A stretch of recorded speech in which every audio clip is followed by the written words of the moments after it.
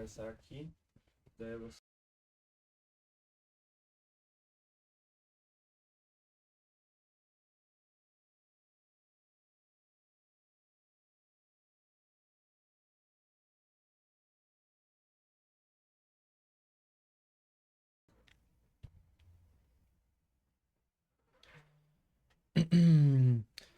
Estamos ao vivo? Hã? Estamos ao vivo, então? Estamos ao vivo, estamos ao vivo. Boa noite, boa noite. Sejam muito bem-vindos a mais um cast. Estamos ao vivo pela segunda vez, no segundo episódio do Mais Um Cast. Fala aí, Matheus. Fala, pessoal, boa noite. Queria agradecer aí a participação de todo mundo que está assistindo.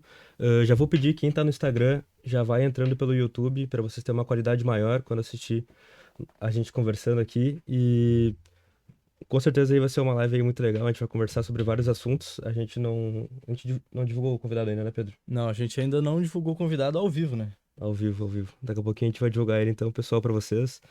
E qual que é a ideia do podcast? A ideia do podcast, basicamente, é trazer uma visão de empreendedorismo para jovens que querem aprender um pouco mais sobre como empreender, por onde empreender. Hoje a gente vai ter um bate-papo bem bacana sobre publicidade, cinema, videomaking, então vai ser com certeza muito legal. E quem não se inscreveu no YouTube e seguiu no Instagram, eu peço para você seguir, então. É isso aí, gente. A gente tá pela segunda vez ao vivo. Fizemos o nosso primeiro episódio há mais ou menos 15 dias atrás. O primeiro episódio está disponível no YouTube, então se vocês acessarem o nosso canal do YouTube aqui, o primeiro episódio está todo disponível lá. Vocês podem assistir com o Gabriel Bonato, também foi muito legal. A gente conseguiu trazer a visão sobre marketing digital para jovens empreendedores.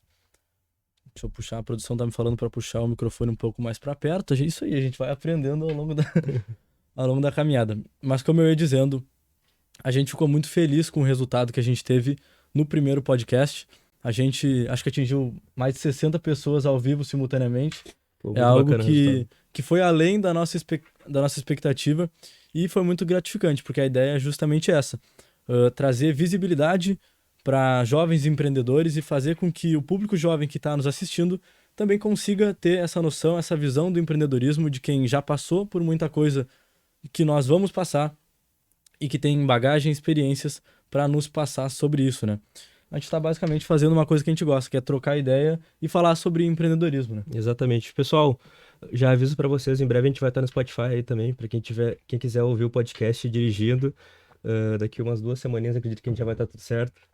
E agora eu acho que a gente pode apresentar e introduzir o nosso convidado, que é um cara que é uma referência quando a gente fala de cinema, um cara que começou muito cedo, é um cara que com certeza vai trazer um conteúdo muito legal, que vai agregar muito valor com os insights que ele vai trazer para nós, né? Já teve em mais de 20 projetos tratando de cinema.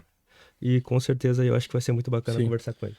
Um cara que é referência na área de cinema, como o Matheus falou, que está muito relacionado ao tema que a gente busca trazer no podcast, que é empreendedorismo, porque além de trabalhar só com cinema, com a produção de filmes, curtas, ele é um cara que também empreende na área audiovisual. Então ele também trabalha com outras empresas, fazendo a produção de vídeos e material visual para outras empresas, né? Senhoras e senhores, ele mesmo, Aqui Guilherme tá a fera. Pacheco. Fala com a gente. Opa, tudo bem, pessoal? E aí, muito prazer de estar aqui com vocês. Primeiramente, queria agradecer esse convite. Fiquei muito feliz de ser esse segundo convidado do Mais Um Cast. Parabenizar vocês pela iniciativa, pelo projeto todo, a estrutura tá tudo muito bonito. Assisti alguns cortes do primeiro episódio, tudo muito bem produzido, né? A gente sempre vai pro olhar de produção, primeira coisa, Claro. e vocês acertaram em cheio em tudo nesse quesito. Mas é isso aí, pessoal. Para quem não me conhece, sou o Guilherme Pacheco. Eu trabalho com roteiro, direção e produção de cinema e publicidade.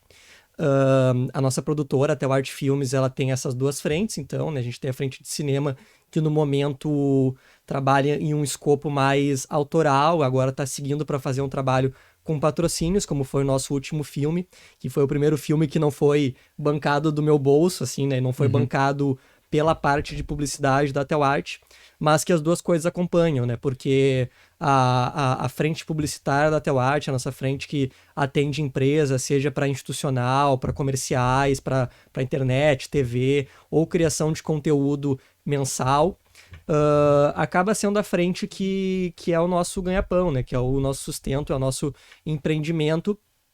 E é dela onde a gente tira o nosso investimento para o segmento de cinema, né? Que por consequência também acaba nos trazendo mais clientes como uma janela, né? O lado do cinema nos mostra e mostra para os nossos clientes o potencial e o nosso desenvolvimento criativo como produtores, diretores, roteiristas, por nos dar uma estrutura a qual a gente não costuma ter hoje no nosso segmento publicitário, mas que é uma estrutura muito menor do que é o comum, por exemplo, da grande publicidade de Porto Alegre, de São Paulo e dessas publicidades maiores que trabalham com orçamentos muito maiores do que são orçamentos de curtas-metragens, né? Sim. Tanto que existe, até falando de empreendimento e dessa diferença do segmento de cinema e publicidade, existem diferentes tabelas de cachês para profissionais técnicos quando é para publicidade e quando é para cinema. Não sabia E disso. isso é completamente comum, porque acaba sendo um acordo que tu acaba chegando nas negociações, porque geralmente cinema tem menos investimento que publicidade naturalmente, né? Porque geralmente o cinema hoje, ou ele parte, quando a gente fala de curtas, tem 3 possibilidades, assim, geralmente. Ou tu tem um investimento pessoal da produtora, do diretor, do roteirista, de quem for, alguém que juntou uma grana, 10, 20, 30, 50, 80 mil para um curta, assim, 80 já é um valor difícil de Sim. juntar uma pessoa única, juntar para um curta, botar esse investimento pessoal. Ou edital de cultura, os editais partem de verba pública de investimento, né, um incentivo do governo para investimento em cultura, que daí as pessoas submetem seus filmes, inscrevem, igual edital de concurso público, qualquer coisa assim, e daí elas recebem uma verba e o outro lado é patrocínio, né, são basicamente as 3 frentes, em que acabam tendo valores não tão altos, e daí como os técnicos sabem disso, e sabem que nas negociações logicamente eles acabariam chegando em valores menores, já acabam fazendo uma tabela separada. Diferente da publicidade, que tu monta um orçamento, o cliente vai, aprova esse orçamento, dá grana e acabou. Entendeu? E a diferença de ter aprovado um valor maior, né, quando num edital, num patrocínio, tu faz um grande esforço para chegar naquele orçamento, juntar aquela grana, no caso do edital, o edital diz, olha, a gente dá 50 mil, pronto. A gente dá 100 mil pro curta, pronto, é aquilo. E o cliente, talvez a diferença de ter pagado um cachê um pouco maior para um técnico teria sido de ter cobrado um pouco mais. Entendi. Porque é ele que, tu manda o orçamento, ele aprova, e é isso. Cara, deixa eu te perguntar. A gente já vai entrar em mais detalhes sobre como é que funciona o teu negócio, para te explicar melhor para nós, que eu sei que tem um incentivo bem legal do governo também para investimentos de empresas, para reduzir a carga tributária, enfim. Mas eu queria te perguntar agora, tu é um cara que já está há um tempo, né, trabalhando com isso, que é o que tu gosta, de fato. Cara, eu queria entender o que tu quer te tornar, onde é que tu quer chegar, qual que é o teu objetivo para os próximos 5, 10, 15 anos, como que tu vê o teu futuro dentro da área que tu tá atuando hoje. Quando eu comecei, assim, eu acho que todo mundo, quando começa, tem um sonho de ter um Oscar, assim, tem um sonho de ganhar um Oscar quando começa como diretor, né? Antes de querer ser diretor, até eu queria ser ator. E não tinha nenhuma pretensão como isso, só queria ser ator. Porque eu gostava de filmes e queria ser ator. E daí, quando foi passando o tempo, eu via que eu gostava de fazer, não só de aparecer neles. Daí eu gostava mais de fazer e de criar do que de aparecer. E daí eu vi que eu queria fazer filmes, eu não sabia do que cada um fazia. Eu achava que eu queria ser roteirista, que eu queria ser escritor. E daí depois vi, não, que é a direção. Desde criança. Desde criança, desde os 6 anos, quando eu brincava com a câmera do meu pai de fazer vídeos e roteiros pros meus amigos, e daí eu dirigia eles e inventava na hora o roteiro, assim, e tipo, criança eu chorava se meus amigos, eles fugiam do roteiro. Assim, tipo, que era uma coisa que eu me importava, que pra mim como se não fosse só uma brincadeira, sabe? Que pra Sim. todo mundo era óbvio que era só uma brincadeira, mas pra mim não. E era algo sério mesmo que não valesse pra nada. E daí eu queria ter um Oscar, assim, era um sonho que foi quando eu fui tendo, ou queria fazer filmes que impactassem as pessoas, sabe? Era o que eu pensava de início, que foi uma coisa que foi mudando com o tempo, assim, a gente vai amadurecendo, eu acho, também como a gente vai conhecendo mais, e hoje eu digo que por uma questão de admiração aos diferentes festivais de cinema, hoje eu tenho muito mais um sonho de ganhar uma Palma de Ouro no Festival de Cannes do que ganhar um Oscar no Oscar, por exemplo. Entendi. Porque, principalmente quando tu entende, é legal de falar sobre isso, como tu começa a entender sobre os diferentes festivais de cinema, Sim. por exemplo, entender que o Oscar, ele é um prêmio da indústria do cinema americano. Então, tu só tem filmes internacionais no segmento internacional do Oscar, assim. É interessante quando tu começa a sair do cinema americano e ver filmes de outros lugares do mundo, pra ver que tem filmes muito mais interessantes em outros lugares do mundo do que no Oscar, só que no Oscar quem tá concorrendo ali é só os americanos, quando em Cannes tu tem filmes de todo o mundo concorrendo ali, Entendi. assim, né? E Então esse festival é como se fosse um festival internacional. ele é um festival internacional mesmo, assim. Pô, legal. O tanto que ele é um dos festivais que habilitam uma indicação ao Oscar, né? O Oscar, ele pega indicações do mundo todo, ele tem a academia dele lá que avalia e indica filmes, só que os prêmios principais são filmes que têm que ser produzidos ou nos Estados Unidos ou por uma produtora americana. Entendi. Então já começa com isso, tipo, se tem uma produtora brasileira, uma produtora tal, às vezes tu até entra com uma produção no principal, mas é bem mais raro, Sim. assim, sabe? Tipo, Já é meio patriota o negócio. é bem americano mesmo. A gente foi até histórico que o filme Parasita, eu acho que foi em 2020 que ele ganhou Cannes e daí ele ganhou o Oscar de melhor filme também. E foi muito. Foi a primeira vez na história, eu acho que um filme que não é falado em inglês ganhou um Oscar de melhor filme, assim. E ele foi um dos 2 únicos filmes da história que ganhou o Festival de Cannes e o Oscar. Entendeu? Então é uma coisa bem rara também, pra tu ver como é. Tu deveria, mas Cannes é o mais que junta todos, mais difícil, não deveria ganhar os dois. Então, Sim. não, são realmente júris muito diferentes. Por Sim, exemplo, Cannes aí já parte de um júri mais clássico, que são 5 pessoas que estão num júri, 5, 6 pessoas, eu acho que estão num júri, que são aquelas pessoas que vão julgar. O Oscar é uma votação de 5.000 pessoas. Entendeu? Sim. Então parte muito de opinião popular. A maioria que Entendi. nem viu os filmes. Entendeu? Mas Não tá tem ali. o conhecimento suficiente pra dar um Exato. voto adequado, assim, Isso. pra uma obra de fato, assim, conseguir analisar todos os... Sim, tem um conhecimento técnico, são todas pessoas que já foram indicadas ao Oscar, então são pessoas com conceito, mas que não tem realmente como tu garantir que, olha, dessas 5.000 pessoas, 5.000 vão parar pra olhar todos os filmes com muita calma e julgar, analisar cada sabe? ponto, entendi. Porque, por exemplo, o Oscar não passa os filmes durante o festival. Não tem o festival, tem premiação, assim. O Festival de Cannes acontece durante 15 dias, onde Como é que funciona o festival? De fato, todos os filmes, eles são transmitidos? são passados.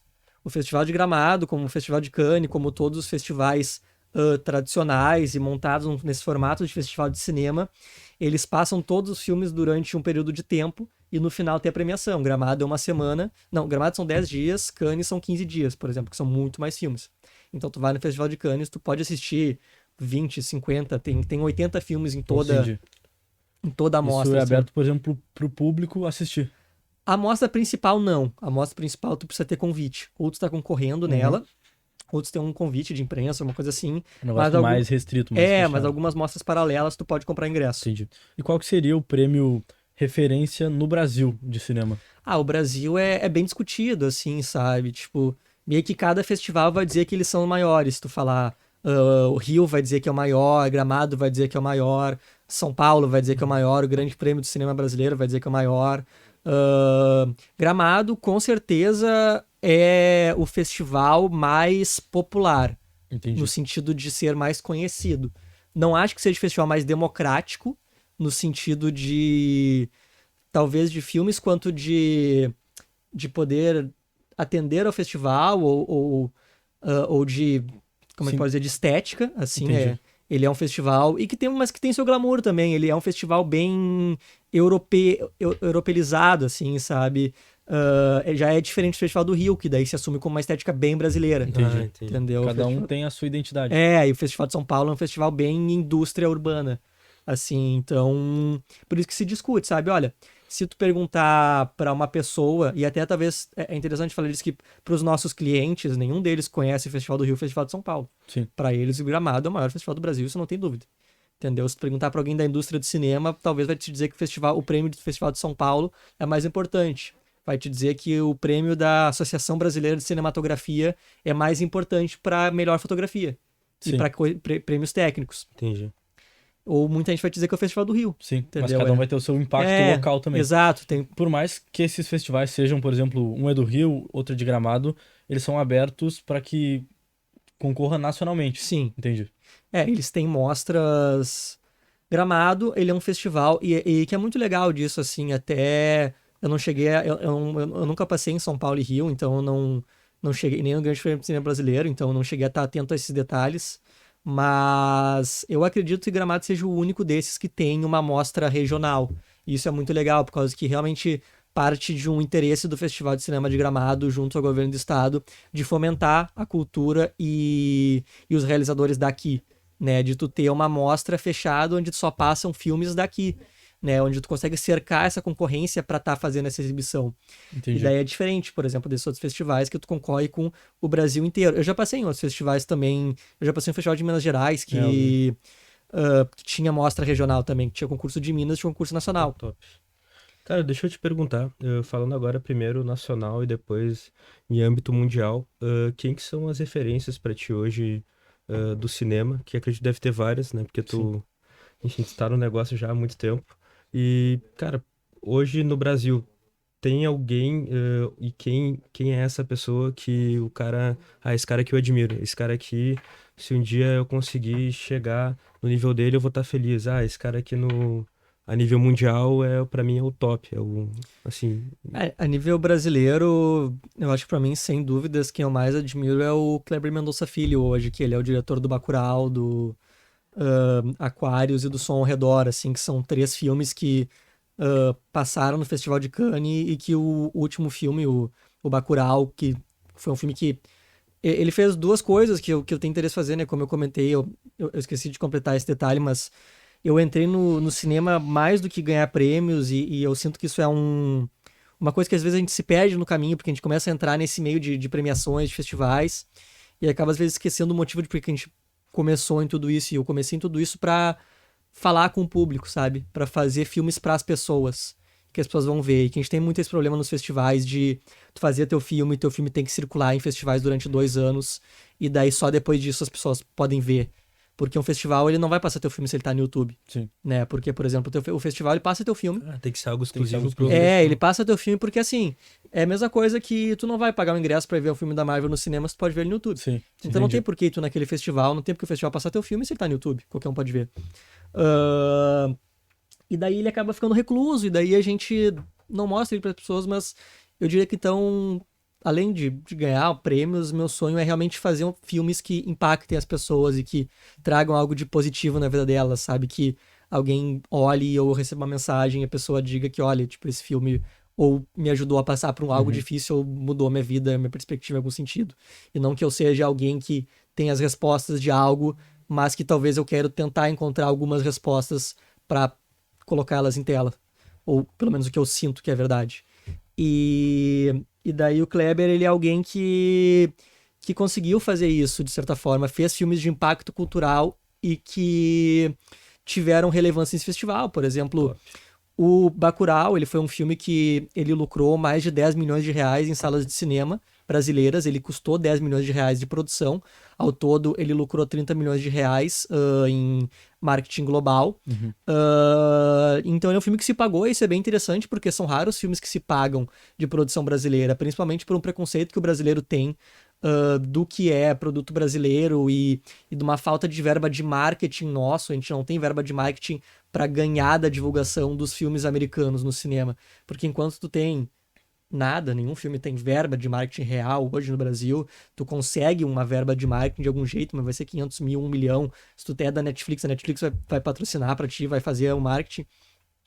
Contra tu pega os Vingadores, que tem 200 milhões de produção, mais 200 milhões de marketing. Eu não fazia nem ideia Entendeu? disso. Global, em dólares, isso. Então, chega no Vingadores, tu vai com o teu filme de que tu botou 1 milhão de reais em marketing contra o Vingadores, que separou 200 milhões de reais de marketing só pro Brasil. Entendeu? E construiu algo ao longo de muito tempo. É muito difícil. É Tu não muito bate. diferente de investimento, né? Ainda mais com o cinema o preço que tá hoje. Tu não consegue fazer a pessoa pegar esses 100 reais que ela vai ter que gastar no cinema em 2 pessoas, contando ingresso, pipoca, e botar no teu filme, ao invés de ver um filme americano, um filme de ação, um filme pra passar o tempo. É difícil. E em relação ao mundial, assim, quem que é as pessoas que são uma referência, tipo, cara, eu gosto do Christopher Nolan, eu gosto de outro diretor, o que mais te... Eu gosto do Christopher Nolan, foi até legal de ter citado ele, gosto bastante dele. Um cara top, né? É um cara top, é até alguém que eu meio que ignoro os últimos filmes que ele lançou, por eu achar muito ruim, assim. Daí eu tento pensar nos mais antigos, assim, que foram melhores, mas gosto muito dele, gosto muito do Denis Villeneuve, que fez o Duna e fez alguns filmes que foram bem conceituados recentemente, assim. Eu acho que é um diretor que está fazendo uma carreira bem legal. Eu acho que ele se considera, pelas entrevistas que eu vejo, ele parece se considerar muito mais gênio do que acho que seja, mas ainda assim é alguém de bastante admiração. E dos clássicos, assim, também, o David Lynch, ele é uma referência um pouco mais controversa, assim, de não ser algo tão popular, mas que ao mesmo tempo eu acho que ganhou uma popularidade legal também e que tem um cinema um pouco mais criativo.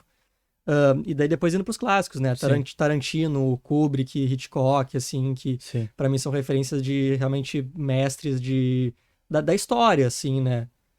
E gosto bastante desses cinemas, assim. Que te inspira neles. Me Também. inspiro bastante nas pessoas, mas eu realmente tento não ter favoritos, sabe? Até como uma forma de...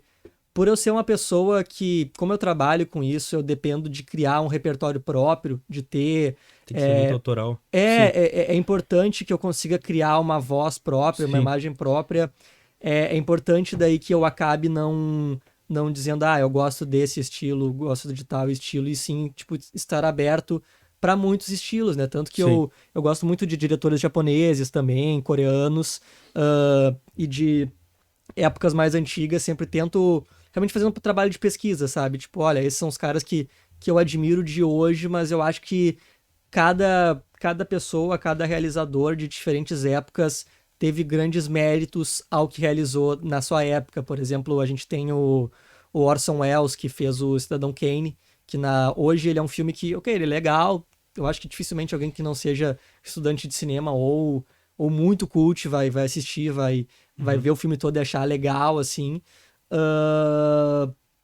Mas que é igual, assim, o Pelé, sabe? Tu vê o Pelé jogando e daí o cara só jogava com podre, assim, era Sim, todo mundo entendi. ruim na época, mas aí mas olha o que era a época, Sim. entendeu? Todo o contexto é diferente. Tanto que o Orson Welles, que eu citei, ele é considerado um dos melhores de todos os tempos, igual o Akira Kurosawa, que é um japonês que eu sou muito fã dele, que é antigo, ele pegou a transição do preto e branco pro colorido, assim. Esses diretores que pegaram a transição do preto e branco pro colorido é muito legal, assim, porque tu vê realmente gente que tinha menos tecnologia e era obrigado Os caras tinham que se reinventar, a se basicamente. reinventar mesmo. E pegar essa época em que as coisas ainda estavam sendo inventadas e moldadas, e tu vê as coisas criativas que foram feitas e que hoje às vezes são comuns, ou não tão incríveis, mas pra época Criaram um padrão, né? é genial. Cara, o que eu ia te perguntar vai muito de encontro a isso que tu tava comentando, de trazer a tua visão autoral. O que tu acha que em relação a esses outros diretores que são referências mundiais pra ti, o que tu acha que tu traz que é teu, que é a tua identidade, que, por exemplo, nenhum deles tem, ou que tu tenta passar isso nos filmes? Eu acho que, assim, todo mundo que faz cinema é único de alguma forma quando conta uma história própria. Uhum. Existem claramente pessoas. E isso é uma dica que eu recebi uma vez, assim, de um. Eu não lembro se de um livro ou de um diretor de aula, de podcast, sim. Mas que é muito interessante, que é. Se tu quer ser um diretor, para de tentar ser um diretor e seja um diretor. Se tu quer escrever, para de tentar Sim. escrever e escreve. E isso é uma fala que diz muito sobre originalidade e que dá pra perceber as pessoas que estão querendo ser algo, então tu vê algo e tenta replicar, né? Tu tenta ser mimético, imitar alguém, ou quando tu tá realmente pensando por que tu quer se expressar daquela forma. E daí então eu consequentemente acabo sendo o único quando penso qual que é a melhor forma de contar isso, ou como que eu sinto que eu tenho que contar isso, ou o que eu sinto que eu preciso falar sobre. E que daí todo mundo que faz cinema, ou faz vídeo, ou faz videomaking, ou faz qualquer tipo de arte, vai estar sendo original, né? E mesmo quando tu tenta imitar alguém, tu acaba sendo original. Sim. Porque já É foram possível feitos... tu imitar 100% igual também, né? existe o que se chama, na teoria, até de aura dos filmes, assim, que já se fizeram testes, e, inclusive uma vez recriaram o Psicose, um filme do Kubrick, que é um filme de terror que foi bem revolucionário, e recriaram ele plano por plano do filme, de forma praticamente idêntica, assim, tentando recriar o máximo possível com maior fidelidade, e a impressão de assistir é diferente. E mesmo que tu fizesse igual, mesmo que eu pegasse, por exemplo, literalmente igual, se eu baixasse o Psicose, botasse o meu nome na frente e mandasse pra o festival, pra alguém, tipo assim, tu assiste aquilo, tu não assiste o filme. Tu assiste aquilo com a impressão de que alguém copiou o filme. Sim. Entendeu? Tipo, não é a mesma coisa. Então acaba sendo original, ruim, porque tu assiste com a impressão que isso é uma cópia, mas é original, Sim. não é assistir a obra. E, cara, deixa eu te perguntar. O que é mais difícil quando tu vai dirigir um filme? Assim, que, cara, isso aqui é complicado de fazer. Ou, na verdade já é tranquilo. No início foi difícil pra mim fazer tal coisa, mas agora já é mais tranquilo e, enfim. Eu acho que uma coisa que era muito difícil no começo e é uma coisa que pega a maioria da galera mais amadora, assim, e da galera, principalmente quando eu tento sempre, eu sempre tento dar a oportunidade e levar para sets e levar estruturas mais profissionais para diretores novos e para amigos, principalmente quando trabalham em estruturas mais videomakers, tento incentivar eles a trabalhar com estruturas mais organizadas. E o que eu noto que a galera acaba errando muito, o que eu errava muito também, é pecar por não falar. E isso é uma coisa que pega porque é mais difícil do que parece. Porque de começo tu sempre tem o costume de deixar as coisas acontecer e não saber se regrar, ou ser policial, ou ser rígido consigo mesmo, ou saber dizer as coisas. Por exemplo, eu tinha muita tendência a gente ir gravar e daí alguma coisa não ficou tão legal quanto eu gostaria, mas eu penso, putz, não ficou tão bom, mas deixo. Entendi. E daí chego na hora da edição e penso, putz, isso aqui Lembra tinha daquilo. que ser diferente. Não tem volta, né? Quando você tá Não na tem edição, volta, não- exato. Daí isso eu sou mais chato hoje. E isso tu diz só pra cinema e Pra também tudo, assim, pra fazer um videomaking, marketing, tipo uma empresa. Também pra tudo. Eu acho que isso é uma dica que isso serve pra qualquer ramo, assim. Quando tu vê alguma coisa e que tu sente que tá errado e que tá o teu poder mudar, pede pra mudar, assim. Se dá o direito de ser um pouco mais chato quando o teu nome tá na reta pra isso, quando aquilo é teu trabalho. E porque vale a pena, assim. Porque depois a gente se arrepende, entendeu? Não adianta depois tu achar que aquele quadro tinha que estar um pouco mais pro lado na imagem. Tinha que estar um pouco mais pro lado na imagem, ou esse take eu não gostei de como o ator falou tanto. Faz outro take, bota o quadro um pouco mais pro lado. Já aconteceu de eu mudar completamente os enquadramentos na hora, porque chega. Isso é uma coisa que pega muito, assim, às vezes os enquadramentos e planejar aquilo é uma coisa na nossa mente, a gente chega, olha no monitor e não tá tão bonito quanto a gente imagina, né? E na minha visão, aquilo sempre tem que parecer o plano mais bonito que tu já viu na tua vida, assim. E tentar saber se não é a melhor coisa que tu viu na tua vida, por que não? E como agora fazer isso ficar melhor. Tu tem que entender o que tá ao teu alcance, claro, né? É por isso que eu digo falar as coisas quando elas estão ao teu alcance. Mas também saber quando que é teu limite, assim. Tipo, por exemplo, se tu tá sem tempo. E nesse filme agora teve coisas que aconteceram de forma que eu não gostei tanto, mas que a gente tava sem tempo. E daí segue. E daí se chegar ao ponto, chega na hora da edição, eu tiro isso fora do filme. Mas essa foi a primeira vez, esse filme, a gente teve 2 dias de gravação. A gente gravou uma cena na rua, no começo, tá? É uma cena que eu já planejado na minha cabeça de uma forma. A gente chegou lá e gravou, e na hora eu tava sentindo, cara, isso não tá tão legal. Uhum. E Acontece isso, esse feeling de na hora tu tá vendo sim, e tá... sim, acontece muito. Na hora a gente percebe quando não tá legal, assim. Peraí. Percebe quando não tá legal e... Só que daí, às vezes, justamente, como é uma coisa, às vezes, muito maior do que tu e coisa que tu não tem como mudar na hora, tu pode tentar consertar, na hora tentei consertar, ou tu tem que aceitar, assim. Mas aí o que aconteceu nesse caso? A gente gravou as cenas, e aí o cara do áudio me disse, cara, olha só, não ficou legal o áudio ali fora, por tal coisa. E daí eu tomei uma decisão, que foi a primeira vez que eu tomei essa decisão na vida, que a gente fez isso. De regravar a cena no dia seguinte. De reorganizar o horário do dia seguinte. Não estava planejado, foram 2 horas de gravação desse começo, a cena da rua. E eu cheguei pro meu assistente de direção e falei, cara, olha só, vamos regravar isso amanhã. Foi a primeira vez que a gente regravou alguma coisa. E daí a gente tomou esse tempo, regravou, e daí tá, agora... E daí eu mudei como aquilo era gravado. Antes a gente gravava as duas personagens caminhando e falando juntas, depois a gente mudou pra um enquadramento do rosto de uma contra um enquadramento do rosto da outra, pra editar isso depois. E daí, agora sim, eu acho que ficou do nível e qualidade que tá o resto do filme. E daí a gente chegou na edição que aconteceu, essa cena saiu fora. Não porque tava gravado mal, mas porque a gente concluiu que não tava agregando na história. Entendi. E que a história era mais interessante sem essa cena. E isso é comum de acontecer. A gente passar um trabalhão pra gravar uma cena e na edição tu tem que saber se desapegar do que foi teu trabalho de gravar aquilo Sim, pra sim. o que o filme precisa. Tem que ser racional. É. Não pensar no trabalho que tu passou, mas se vai fazer Exato. sentido de fato pro. E é muito comum isso, assim, muito comum em todas as escalas, assim, em escalas de filmes pequenos, É assim. isso que eu ia comentar, esses filmes, por exemplo, esses filmes da Marvel.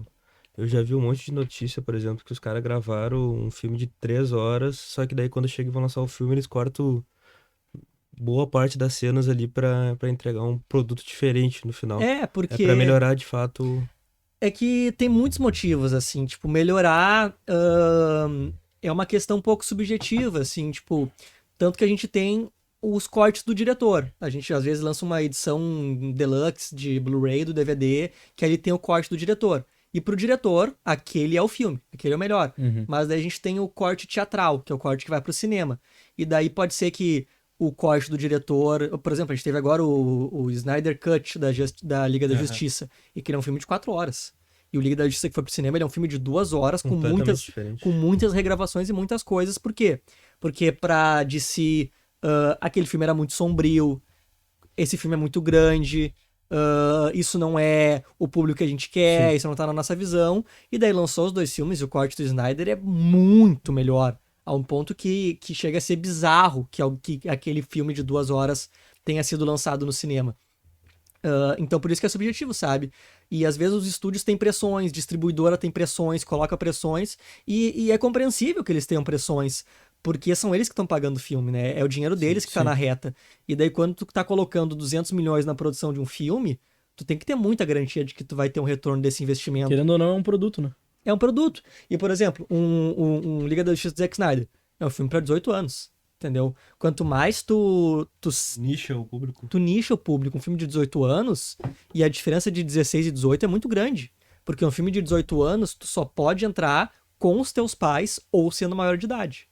16 anos, não, desculpa, eu acho que 18 anos tu não entra nem com seus pais, entendeu? Mas 16 anos tu pode entrar com uma autorização, entendeu? Tu pode entrar com teu pai, tu pode entrar com uma permissão. Então, assim, ó, nicha muito público.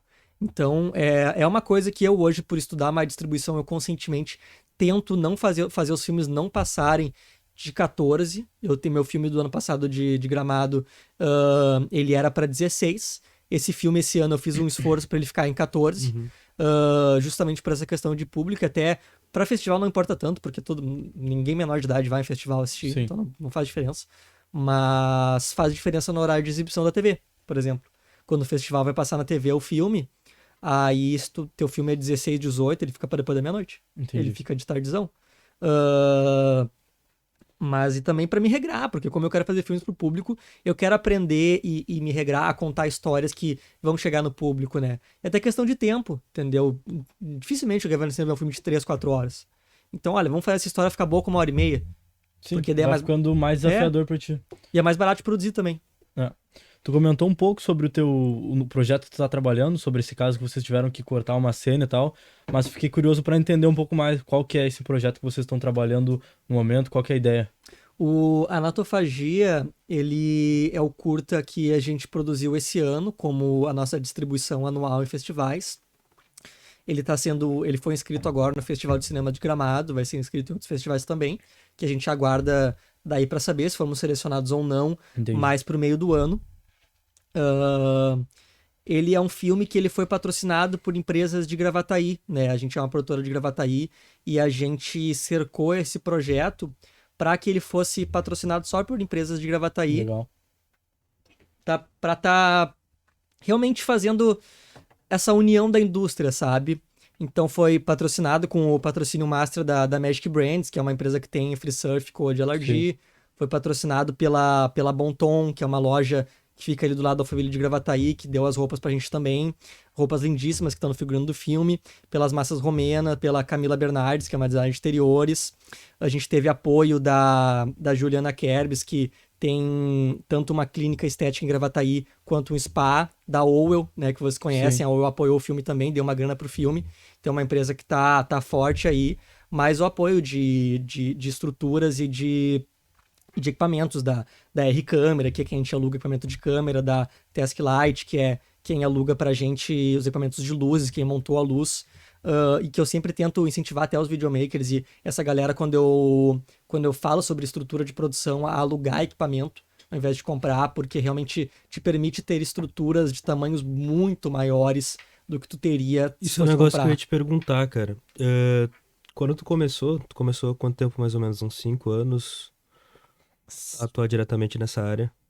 Putz, eu fui com 13, então faz 10 anos. Tá, começou há 10 anos atrás. Tecnologia completamente diferente. Tu tinha o celular, não tinha uma câmera tão boa quanto tinha hoje. Tu não tinha as inteligências artificial que nem a gente tem hoje, que tu consegue tratar o áudio pela inteligência, aquela da Adobe. Tu consegue eh, colocar legenda automática nos vídeos. Assim, a impressão que eu tenho é que cada vez mais, eu não quero ver a tua opinião sobre isso, essas inteligências artificiais estão chegando, né, com os dois pés para trazer mais tecnologia e ajudar para quem trabalha com videomaking. Assim, eu enxergo que fica muito mais simples hoje tu criar um vídeo gravando e conversando com a câmera do que era 5, 10, 15 anos atrás, né? Eu queria ver se isso ajuda hoje vocês também, se chega a utilizar algum tipo de inteligência artificial no teu trabalho, ou não chegou ainda, tu acha que vai chegar, como é que tu enxerga isso? E o quão, assim, com certeza tem um abismo absurdo, mas o quão gigante é esse abismo entre uma câmera profissional, por mais que seja mais simples, e, por exemplo, um celular de última geração hoje gravando. Ah, essa pergunta é muito legal, assim, eu acho que a inteligência artificial, eu não sou das pessoas que acham que a inteligência artificial vai roubar o nosso trabalho, eu acho que ela entra como ferramenta, talvez roube alguns trabalhos, eu acho que Sim. realmente não dá pra gente também ser cético de achar que não, nenhum trabalho vai ser substituído por ela. Vai, da mesma forma que, por exemplo, antigamente a gente tinha pessoas que acendiam as lâmpadas dos postes, o fogo da lamparina do poste, entendeu? E que daí depois se tornaram técnicos elétricos para os postes de luz, entendeu? É uma questão de que eu acho que o trabalho ele vai evoluindo e se adaptando ao longo do tempo. E eu acho que alguns trabalhos vão ser substituídos pela inteligência artificial, mas que ela é uma inteligência que entra para a gente se adaptar e aprender a trabalhar com ela. Com certeza é uma tecnologia que facilita muito o trabalho. Não é uma tecnologia que eu uso com muita frequência. Eu até digo que, da minha experiência de utilizar a inteligência artificial no meu processo de edição de vídeo ou outros processos, ela acaba fazendo um trabalho ruim, que eu acabo concluindo que é mais rápido eu fazer do zero na mão do que eu ter que trabalhar corrigindo os erros dela. Sim. Mas eu acho que vai chegar no ponto que vai evoluir para todos os casos, né? Porque hoje ela funciona muito para casos bons, entendeu? Quando tu tem ali um áudio que ele é muito bem tratável, entendeu? Aí fica bom. Mas daí tu chega num áudio da vida real, às vezes já não fica tão bom. Uhum. Quando é tipo, tua voz com um monte de ruído em um estúdio. Que eu vi um vídeo, o cara com um martelo e um ventilador, que eu acho que é um vídeo clássico que as pessoas já viram no áudio. Aí eles têm a voz e tu tem dois tipos de som. Parece muita coisa, mas na verdade o ventilador ele sempre faz vu, vu, vu, e o martelo faz... É um som constante igual, entendeu? Sim, entendi. Fica mais fácil pra inteligência reconhecer. Ela reconhece o som, ele é um som que tá sempre na mesma constância e apaga ele. É diferente quando tá na rua. Eu não sabia também. É diferente quando tu tá na rua, aí tu grava um áudio na rua. E daí na rua tu tem um cachorro, tu tem um carro, tu tem um vento, tu tem um monte de coisa, tu tem a tua mão no celular fica... E aí é um caso diferente. É muito mais complexo do que esse caso, os casos usados como exemplo, que parecem complexos, mas não são tanto. Fica melhor do que, claro, a inteligência ela é boa. Esse caso do áudio fica melhor do que se tu aplicasse um tratamento de áudio comum, mas às vezes não funciona tanto quanto tu bota na vida real. E a mesma coisa de vídeo, inteligência artificial que apaga algo do vídeo, que apaga a imagem do vídeo.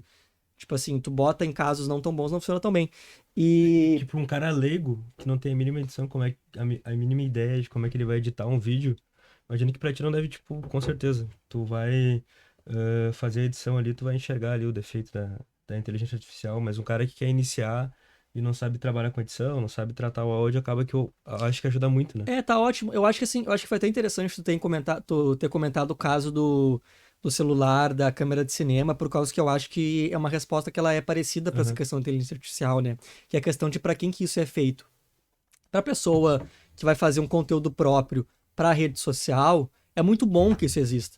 E eu não tenho medo disso como profissional do vídeo, porque, por exemplo, eu não acho que os vídeos que vocês fazem de divulgação para vocês mesmos são vídeos que vocês deveriam me contratar para fazer. Sim. Não é nenhum tipo de serviço que eu ofereço, é um tipo de serviço que eu não recomendo que meus clientes me contratem para isso. Inclusive, quando a gente vai fazer comercial, eles perguntam: ah, vocês não gravam mais umas coisas para os? Olha, na verdade, eu recomendo tu levar teu celular ou tu ter alguém para fazer isso e fazerem isso lá ao mesmo tempo, porque Sim. são trabalhos muito diferentes. Deixar vocês focarem no que é mais Exato, profissional, de fato. porque não vale a pena por exemplo, o nosso institucional hoje, ele é em torno de 2.900 a 13.900. Uhum. Depende de se vai gravar meio-dia, um dia todo. E eu não acho que seja um valor que vale a pena tu pagar pra fazer vídeo olhando pra câmera falando algo pra legendar. Assim, tipo, a menos que tu realmente não. A gente é uma empresa e daí empresa, São ok. conteúdo top. Empresa, ok. A gente tem clientes, empresas que fazem isso. Pra eles, eu acho que isso é essencial, porque quando tu é uma empresa, e principalmente quando tu trabalha com altos valores e que tu tem que mostrar um Tem que mostrar profissionalismo profissionalismo. e tem que mostrar valor de produção, aí vale a pena. Se isso é um valor que pra tua empresa tá de boa de investir em marketing. Sim. Mas se é uma pessoa, um influenciador, ou é um escritório menor assim, começa no celular mesmo, entendeu? É melhor tu fazer isso do que não fazer nada.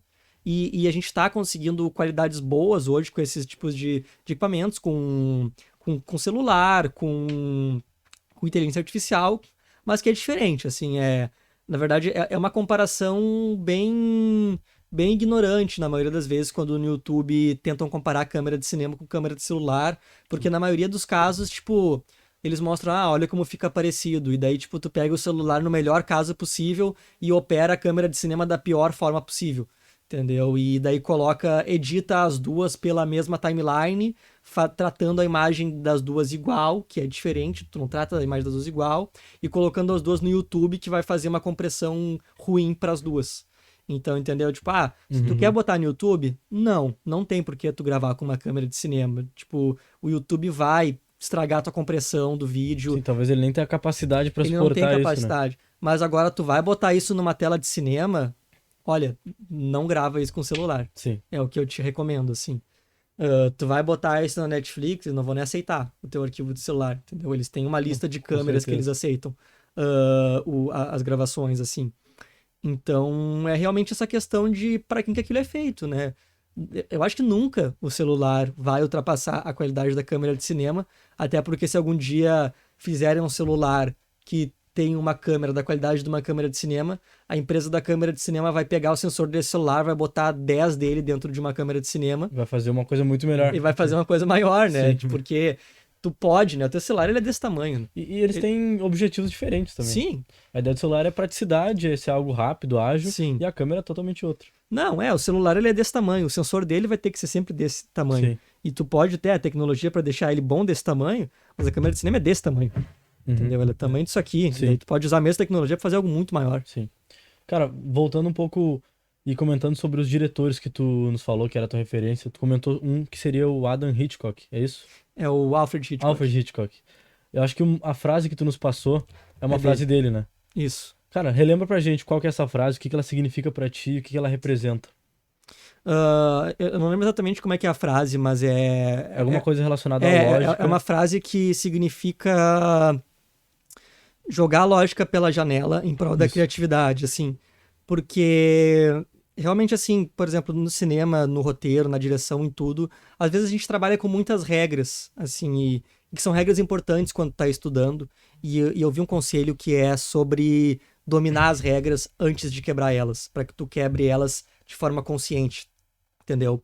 Mas vale muito mais tu ser criativo do que tu mostrar o quanto que tu pode seguir a regra. E isso eu acho que vai de acordo com aquilo que eu tinha comentado antes de tu tentar imitar alguém, sabe? Uhum. Sobre tu tentar ser um diretor, tentar ser um roteirista e ser um roteirista. Isso não é algo que eu digo de prêmios ou de filmes que tu tem ou de críticas que tu tem. Eu acho que é algo de o que tu faz quando tu pega a câmera pra gravar, o que tu faz quando tu tá falando com o ator, sobre o que tu faz quando tu tá escrevendo. Tu tá tentando fazer igual um filme que tu viu ou tu tá fazendo aquilo que tu tá fazendo, entendeu?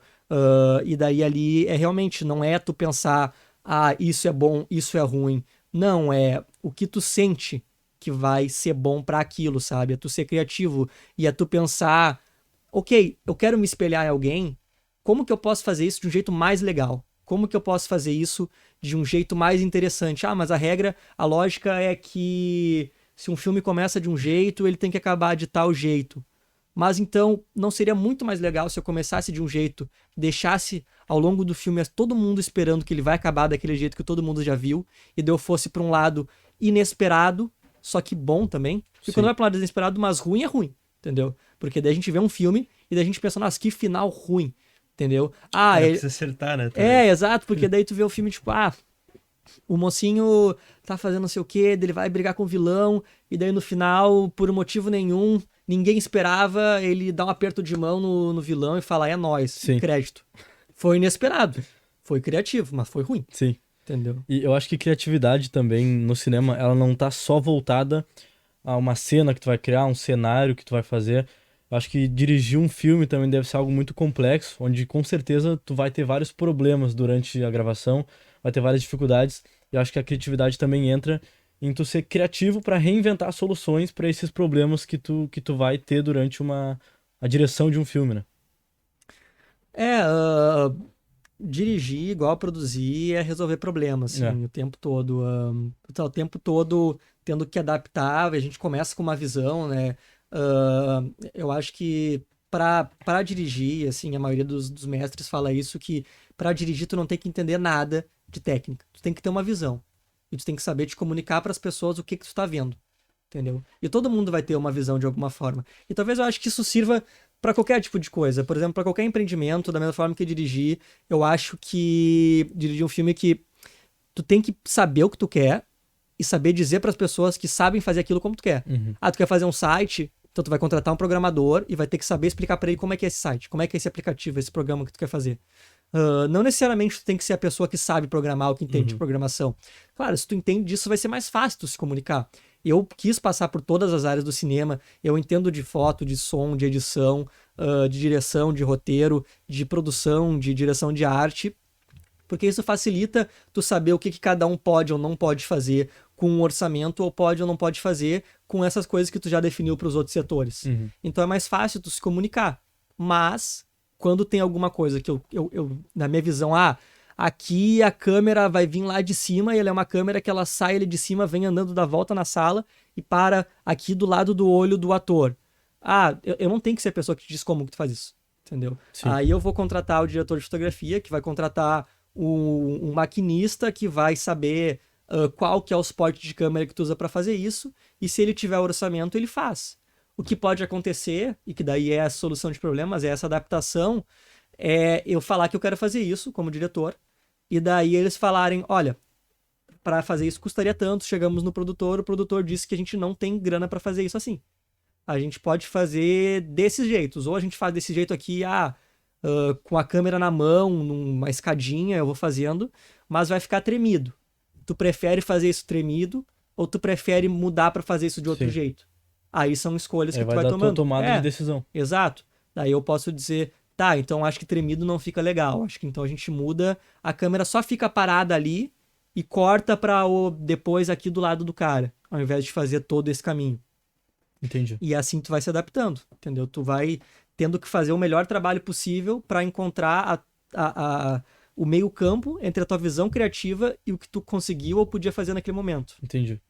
E deixa eu te perguntar, quando tu vai tentar resumir pra alguém que é leigo, como é que tu consegue resumir de uma maneira assim, para o cara que não sabe absolutamente nada de cinema?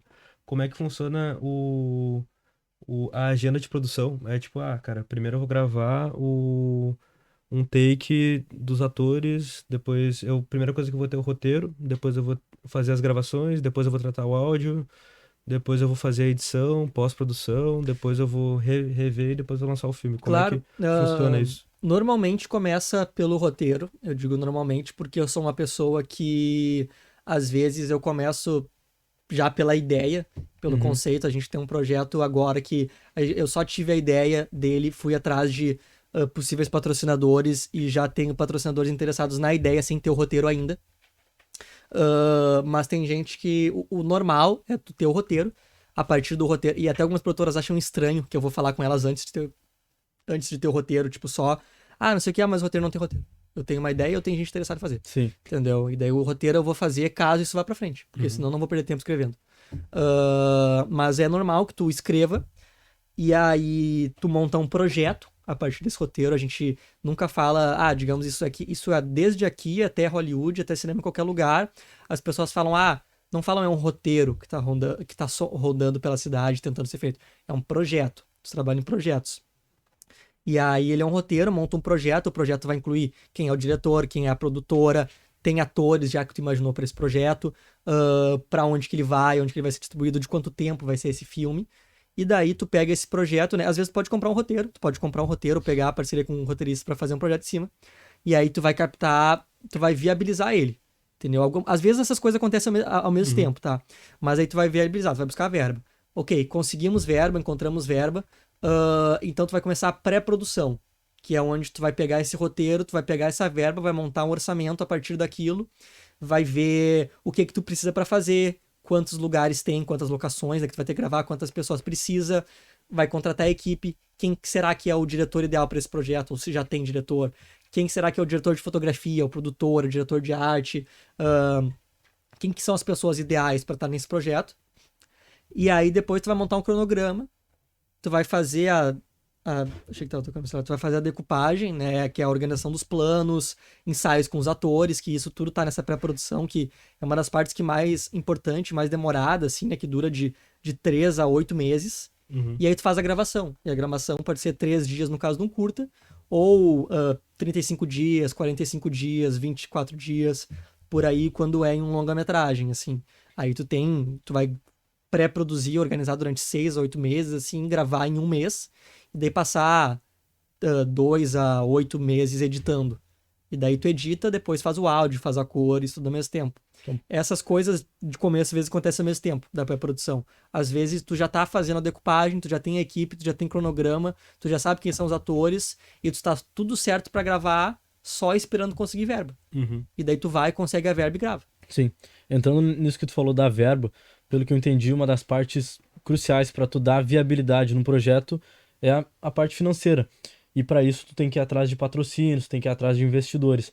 Qual que tu julga que é a importância do teu networking, dos contatos e das conexões que tu tem nessa parte? É 100%, assim, é 100% desse trabalho de captação de recurso quando tu trabalha com patrocínio, é o network, assim. Sim. A gente parte de um privilégio muito grande de a gente ser uma produtora publicitária e que é um privilégio de qual todas as produtoras publicitárias partem, de tu ter contato com patrocinadores direto. Sim, talvez o cara é teu cliente. Exato, são nossos clientes, assim, tipo, os patrocinadores do filme são ou clientes ou empresas que já estavam interessadas em patrocinar a gente. Desculpa, em trabalhar com a gente.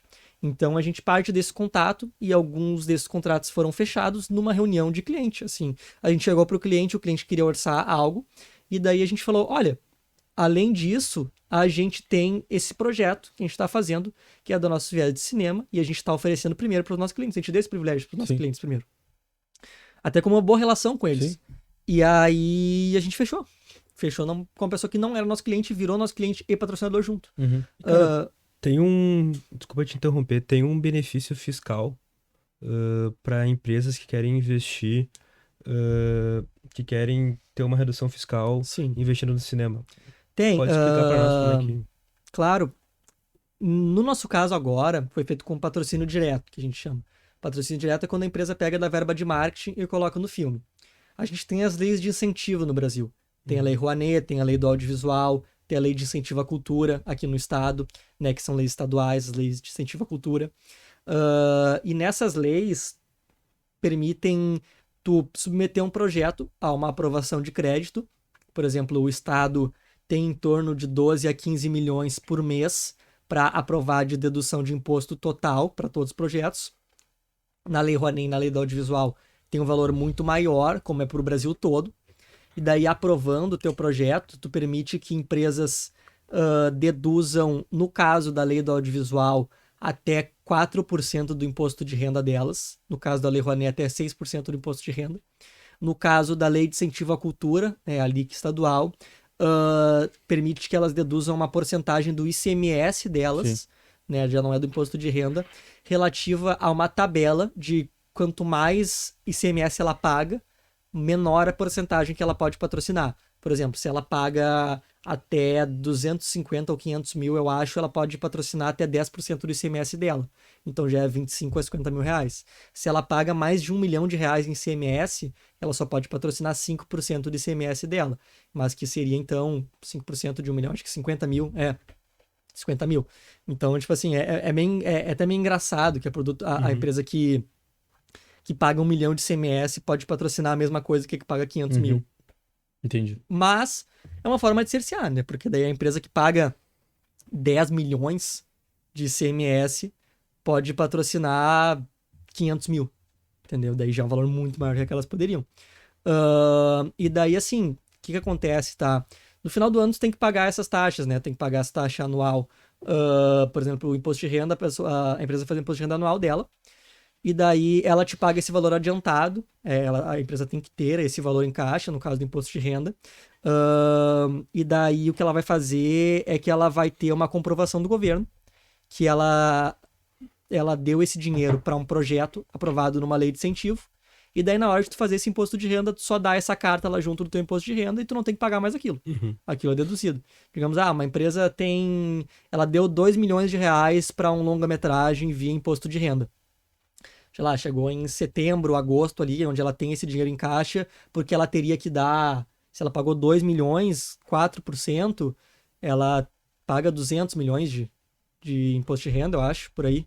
Não, 200 milhões seria 10 mais, paga 400 milhões de imposto de renda, assim. Então ela paga desses 400 milhões de imposto de renda que ela tem que pagar, ela tem 2 guardado. Entendeu? Ela tem 2 guardado antes do final do ano, ela tem que ter. Senão ela não vai conseguir somar esse valor. Aí ela te dá esse valor, pega essa carta, vai lá pro governo e dá, já dei, ok, não nos deve mais, tudo certo. Então é uma forma das empresas transformarem uma verba que era morta, né, que é uma verba que tu teria que dar pro Estado, em verba de marketing. Então, assim, e uma verba investimento que é de total poder da empresa guiar para onde ela acha mais adequado. Porque daí ela pode, por exemplo, tu tem uma empresa no ramo financeiro e que daí tu paga tanto de imposto de renda que te deixa patrocinar 1 milhão na lei do audiovisual para fazer um filme. Aí tu diz, olha, eu quero botar esse investimento para um filme sobre o mercado financeiro. Entendi. Porque isso é um filme que tem a ver com a tua marca. Sim, vai trazer um benefício direto também. Exato, e ele eu quero fazer um filme estilo Lobo de Wall Street. Eu quero fazer um filme que vai pilhar todo mundo a investir. Sim. Um filme que mesmo que fale sobre como tu vai te ferrar e como tu vai ficar caído em coisas ruins a partir daquilo, ainda deixa a pessoa pilhada querendo fazer. Sim, vai deixar em alto o negócio. Exato. Entendi. E ainda vincula a marca da empresa. Ainda vincula a marca da empresa, entendeu? Então tu realmente transforma uma verba que tu ia mandar pro governo como imposto em verba de marketing a partir dessa lei de incentivo. É muito fácil, assim, né? Claro, é difícil pelos trâmites burocráticos todos que são envolvidos nisso. É uma coisa muito séria, é uma coisa que é levada a uma vistoria muito forte. A empresa, para fazer isso, ela realmente tem que ter a contabilidade dela tudo certinho, por causa que eles vão revirar toda a contabilidade da empresa. Porque senão também fica muito fácil de desviar qualquer coisa. Fica muito fácil. E já foi desviado muito. Com certeza. E é por isso que hoje isso é algo muito sério. Tanto a Lei Rouanet quanto a Lei do Audiovisual e todas essas leis, que existe um preconceito forte com elas no Brasil, hoje são leis que tiveram que reinventar suas estruturas para que ficassem tão sérias e burocráticas. Sim. É algo muito bom, mas é algo burocrático, entendeu? Mas é muito bom, entendeu? Contratando as pessoas que sabem os meios e fazem tudo certinho, tu que é da empresa não tem que te estressar. Realmente, o que a gente não quer como produtor é que a empresa se estresse.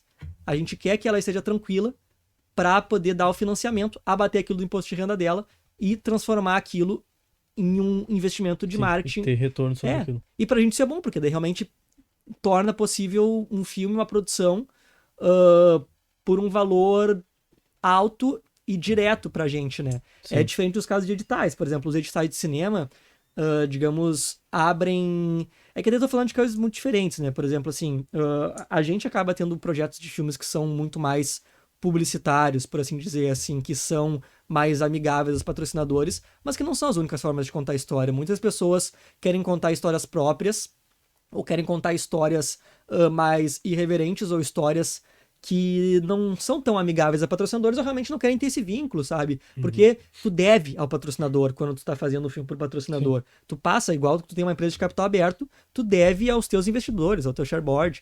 Então, quando tu faz um Que filme, nem tu comentou das empresas ali que tá investindo 200 milhões numa produção, o cara quer um resultado. ele quer um resultado, entendeu? Ele quer um resultado. Então, digamos assim, se ele falar, olha, eu quero que esse filme seja de classificação livre, muita gente já, opa, eu vou ter que fazer um filme infantil. Uhum. Não vou ter palavrão, não vou ter ação, não vou ter briga, não pode ter sangue, não pode falar de morte, não pode falar de coisa triste, entendeu? Ficou mais difícil. Sim, tu acaba ficando mais limitado É, também. e daí tem gente que não quer essa limitação, então os editais públicos, eles te permitem ter liberdade autoral e criativa total para Entendi. realmente contar histórias que não são...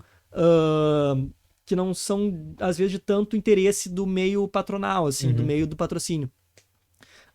E daí, nesses editais, as pessoas realmente competem, escrevem seus projetos para conseguir uma verba. Mas, aí tu fica a cargo de ser avaliado e de ser aprovado, né? Que é diferente, concorrendo contra outras pessoas. E é diferente de, olha, tu conheceu um patrocinador, tu chegou nele, apresentou um projeto ou fez algo que ele quer, e daí ele tá interessado naquilo, ele pediu para tu fazer aquele filme, aquilo é teu. Sim. Que não é de mais ninguém. Tu não tá preocupado com tu submeter um projeto para um edital e perder para outra pessoa. Não. Tu já tem o teu patrocinador garantido, contanto que tu consiga aprovar o projeto na lei. E então, assim, é muito interessante, sabe? E é um meio que a gente está tentando pesquisar mais, investir mais e entender mais mesmo, assim, de como que a gente pode se alinhar com essas empresas. Sim, porque basicamente cada um dos lados tem pontos positivos e negativos, né? Sim. Foi legal saber disso. Cara, a gente passamos de 1 hora de podcast. Então, primeiro agradecer quem tá acompanhando ainda a gente. Dizer que se tiver alguém no Instagram, para vocês acessarem pelo YouTube, vocês vão ter uma qualidade melhor de imagem, uma qualidade melhor de som. E, cara, a gente começou o podcast já entrando falando sobre aonde tu almeja chegar, o que tu busca, e já entramos em assuntos mais técnicos e foi fluindo, mas a gente não comentou sobre como que tu iniciou nisso. Tu falou basicamente que tu começou ali com 7 anos, que é uma coisa que tu sempre teve em ti. Conta um pouco mais pra gente como que foi a tua história, o que te motivou, te incentivou a entrar nessa área desde cedo. Que me incentivou, eu acho que foi... É difícil dizer, assim, tipo, meio que como eu comentei, como faz muito tempo, eu meio que faço isso desde sempre, então foi uma coisa que só foi acontecendo, sabe? E... Tu não tinha um plano B. Não, eu tive outras coisas que eu pensei em fazer quando eu tava na escola, assim. Antes de ser... Primeiro eu quis ser ator. Aí eu não sei dizer porque eu quis ser ator, realmente não sei. Tipo, eu acho que talvez seja uma coisa de criança, de toda... muita criança diz, mas eu quero ser ator. É que eu acho que é a primeira visão que a criança tem, né? Por exemplo, tu vê um filme, tu quer vê ser o ator. É, exato. Via bastante filme. Via muito filme, eu adorava ir no Eu cinema. ia perguntar assim. qual que é o filme que tu mais via quando tu era criança, quando tu tinha essa idade, assim. Eu acho que nessa idade eu via muito Monstros S.A., Power Rangers, eu via todos os Power Rangers. Sim. Eu via até aqueles japonês lá, que era tipo umas variação do Power Rangers, que era tipo o original, porque o que chegou no Brasil foi o Power Rangers, mas o Power Rangers ele é tipo um gênero japonês, de série japonesa, que é desse gênero de uma equipe de pessoas fantasiadas que lutam contra monstros, né? Entendi. E daí eu pegava e via várias variações deles que eu alugava na locadora, tava o tempo todo na locadora. Gostava muito. E aí no colégio, eu gostava muito de jogar videogame, entendeu? Eu gostava muito de jogar videogame e eu quis ser designer de jogos. Antes eu queria trabalhar com efeitos especiais também. Eu via os filmes, eu adorava efeitos especiais, comecei a editar, comecei na edição, fazer efeitos especiais. Aprendeu por conta própria, fez algum curso. Eu fiz um curso, mas na internet, quando eu tinha uns 13 anos, eu acho, mas daí de resto eu aprendi no YouTube também. Meu padrasto me ensinou muita coisa também, que ele trabalha com isso. E daí tudo foi se guiando, e daí eu queria trabalhar com jogos, ou coisa de tecnologia, e eu queria criar mundos, no geral. O que eu gostava no efeito especial era dar vida a algo que estava na minha cabeça e que não existe. Sim. E aí eu comecei, e eu tentei escrever um livro quando eu era criança também, quando eu era pré-adolescente, assim. Escrevi 300 páginas de um livro que acabou nunca terminando, assim, só que escrevia, eu tinha essa coisa de... 300 não é pouca coisa. Era um livro de literatura, assim mesmo, de uma história, mas que era um livro que eu escrevia pensando que eu ia fazer um filme dele depois, ou que alguém ia fazer um filme dele depois. E daí eu comecei, olha, se tudo que eu faço é para que tenha um filme depois, vou fazer um jogo querendo que tenha um filme depois, um livro querendo que tenha um filme depois. Na verdade, o final de tudo era um filme. Eu acho que eu quero fazer filme. E daí comecei a pesquisar sobre isso, assim. Eu até, foi engraçado, teve acho que no segundo ano do colégio, eu queria fazer engenharia quântica, física quântica e engenharia mecatrônica, porque eu queria fazer a armadura do Homem de Ferro. E daí eu pensei, tá, olha, eu acho que de novo eu tô querendo fazer um filme só. Sim. E daí foi guiando pra isso, daí comecei a pesquisar quando eu tava no colégio, quais que são as faculdades de cinema, vale a pena fazer a faculdade de cinema. Eu acabei fazendo aqui na PUC, mas fui também na Unicinos, eu fui visitar as possíveis faculdades de cinema da volta pra ver qual que eu achava mais interessante. Acabei gostando daqui principalmente por ser uma faculdade de 2 anos e meio, que é mais focada na questão prática, que não tem tanto tempo de teoria. Hoje eu sinto falta de um pouco mais de teoria, mas eu sinto também que pra época foi bom eu ter feito isso, porque se eu tivesse ficado 1 ano e meio a mais na faculdade, eu fiz muita coisa em 1 ano e meio de carreira depois da faculdade. Então eu penso que eu não teria feito essas coisas se eu tivesse continuado na faculdade por mais tempo. Então realmente foi assim, foi uma coisa foi guiando a outra, mas como eu comecei mesmo até a falar de questão de publicidade, eu comecei pegando o dinheiro da minha poupança, e o meu pai, ele guardava uma poupança pra mim desde que eu era pequeno, uma poupança pequena, assim, era 3 mil reais, entendeu? Na época. Sim. Ele guardava centavos que ele ia me dando, assim, e daí juntou 3 mil reais dessa poupança. Eles me deram uma câmera de aniversário uma vez, que era uma câmera que eu acho que era uns R$ 1.000, assim, tipo, ela não era tanto pra época, uma Canon T3i, que é uma câmera bem de entrada hoje, assim. E aí eu peguei esses 3 mil, e daí, sem meu pai saber, porque por algum motivo eu tinha tido acesso àquela conta que ele tinha me dado, não sei por que ele tinha me dado acesso àquela conta, eu comprei 3 mil reais de equipamento de luz e som. Por causa que eu tava começando a gravar uns vídeos pra coaches no YouTube. E aí eu peguei essa grana, daí falei pra ele, não pai, mas eu vou te devolver essa grana. Ele fez eu jurar que ia devolver pra ele. Entendeu? Que ele ficou muito bravo comigo por ter pego aquilo, porque isso aí eu tô guardando pra uma coisa do futuro, e que é uma coisa séria, e daquele momento ele não botou tanta fé, e claro que ele não botou tanta fé, porque qualquer pai que, tipo... Sim, tu era novo também? eu era novo, tinha 13 anos, meu pai é empresário, e de um ramo mais tradicional, e daí eu falei, olha, eu quero fazer vídeo, quero tal, tu não bota fé que o guri de 13 anos vai pegar e vai começar a ganhar dinheiro com aquilo. E daí em 2 meses eu devolvi a grana pra ele, porque eu fechei 2 contratos de 2 mil reais pra gravação de vídeos com coaches, peguei a grana e devolvi pra ele, sobrou 1.000 ainda. E daí foi ali que eu comecei fazendo vídeo pra coach pro YouTube, gravava 10 vídeos em um dia, entregava num cronograma pra eles postarem. Tudo editado já. Tudo editado, Fazia tudo. Sim, fazia tudo. Aí era até engraçado, por causa que eu fazia pra diferentes coaches e o conteúdo era igual, assim, tipo. Eles falavam a mesma Eles coisa. falavam a mesma coisa, tipo, eu chegava pra gravar, eles falavam a mesma coisa em cada um dos vídeos, assim. E aí foi até engraçado uma vez que eu corrigi a pessoa do conteúdo, assim, tipo, a pessoa ficou, eu acho que era coisa, é que significa isso. Já tava tão Você já acostumado. sabia. tipo, eu já sabia, assim, o que falar. Foi engraçado nisso, assim. Mas dali que eu comecei, fui comprando Entendi. equipamento. E cara, deixa eu te perguntar, agora tu comentou um pouco de como tu começou, né? Tu começou como fazendo edição de vídeo, gravando. Pra quem quer começar nisso hoje, tu indica a pessoa buscar um curso ou tem tudo no YouTube? Se o cara for e querer mesmo se aprofundar, ele vai conseguir aprender bastante por lá. O que tu indica pra quem quer começar nisso hoje? Tu diz pra Trabalhar com edição de vídeo. Edição Primeiro de com edição vídeo? de vídeo, isso. pra quem quer trabalhar com edição de vídeo, com certeza no YouTube, assim, bota Criar no conteúdo. YouTube como baixar e instalar Adobe Premiere Pro e como usar o Adobe Premiere Pro. Eu aprendi a usar o Premiere por um curso do Castanhari, pra ter noção, assim. Aham. Tipo, o Castanhari, uma vez, ele aleatoriamente lançou 4 episódios de como mexer no Premiere, porque ele se considerava um editor de vídeo e tal, ele fazia umas edições de vídeo legal, e daí ele lançou esse canal secundário que era de tutoriais, lançou 4 vídeos, nunca mais lançou nada lá. E daí eu vi esses tutoriais e aprendi a mexer no Premiere, entendeu? Foi ali que eu aprendi a mexer no Premiere, comecei a editar vídeo ali, e daí foi indo, assim, e o que é mais legal de tu fazer pra aprender a editar? é pegar tutoriais de coisas específicas, porque cada coisa específica tu aprende algo novo. Era como fazer efeito de desaparecimento. E daí, nesse Sim. efeito de ficar invisível, olha, tu aprende a mexer numa máscara, tu aprende a mexer em outra coisa, como fazer edição de vídeo estilo tal. E nisso o cara vai passar por várias ferramentas ali para fazer aquilo que tu vai ir conhecendo aquelas ferramentas. E daí depois eu fiz um curso. Então, para quem quer começar, eu diria, cara, vai no YouTube. O YouTube vai ter tudo que tu precisa para começar, e se tu sentir que tu quer aprofundar nisso, aí tu compra um curso, mas não compra um curso para começar, não vale a Sim. pena. Não bota teu dinheiro em algo que tu nem sabe se realmente é o teu forte, se realmente é o que tu quer fazer, ou se realmente tu tem o que fazer com aquilo. E eu diria assim, começa com o celular, sabe?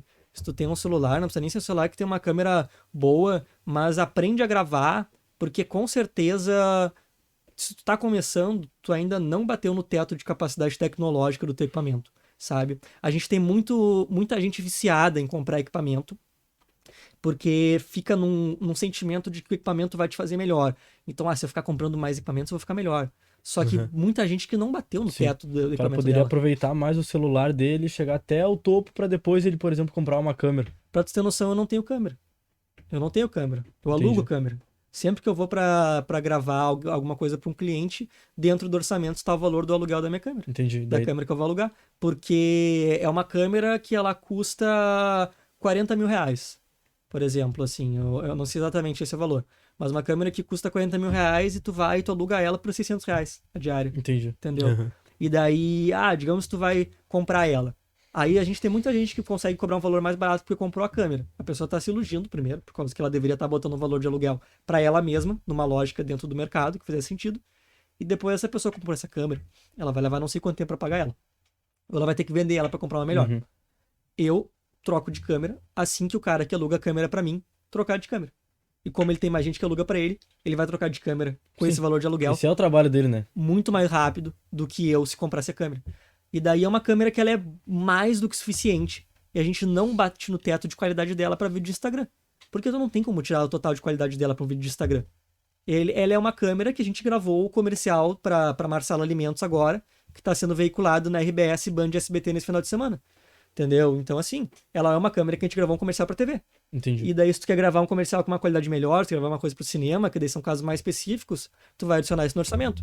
Tu vai falar ali com a R-Câmera, que é o nosso fornecedor de equipamentos de câmera, vai tirar um orçamento com ele, e daí, tu vai fechar ali um orçamento que vai fechar 8 mil reais no dia para tu pegar uma câmera de cinema, entendeu? Uma câmera de cinema que custaria, junto com lentes, tudo, que no total custaria R$1 milhão para tu comprar, Entendi. entendeu? Então, por que tu vai esperar tu Não faz ter... sentido. Tu vai esperar tu ter R$1 milhão pra comprar esse equipamento antes de pegar 8 mil reais pra comprar. Se tu quer fazer uma coisa pessoal com esse equipamento, então pega 8 mil desses 1 milhão que tu tá guardando e aluga Sim, ele, sabe? sim. Vai te valer mais a pena. E, cara, deixa eu te perguntar, antes de a gente finalizar e iniciar o bate-volta.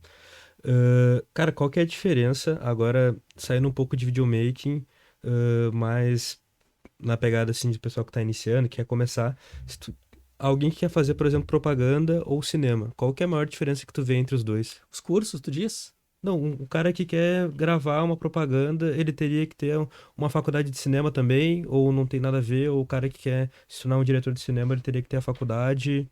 Como é que tu enxerga, assim, que é uma diferença? Deixa eu Pra te implementar essa pergunta, porque tem uma que eu ia fazer que é muito relacionada. Tem um dos caras que eu mais admiro, daí voltado para a área de marketing, que é o Thiago Finch. Não sei se tu conhece, Acho que não. mas depois dá uma pesquisada. Thiago Finch é um cara que é um dos maiores players de marketing no Brasil e referência no mundo. E um dos grandes diferenciais dele foi trazer a visão do cinema, que ele sempre teve também de infância, acompanhava esses diretores pro marketing. E então, agregando na pergunta do Matheus também, como tu acha que a parte do cinema pode agregar na publicidade e no marketing? Como que contar histórias da maneira que tu contaria no cinema pode agregar para marcas e esse tipo de empresa? Eu acho que assim, realmente é realmente uma questão de gosto, assim, parte de gosto, parte de grana, assim, digamos, se tu... Normalmente as pessoas que são os roteiristas publicitários, que trabalham com publicidade, se formam em publicidade mesmo. Eu tenho amigos que são diretores de fotografia de publicidade, que são diretores de publicidade, que são formados em publicidade. Porque daí tu tem um alinhamento criativo mais voltado à publicidade. Raramente se forma em publicidade e trabalha com cinema. mas muito comum se formar em cinema e trabalhar com publicidade.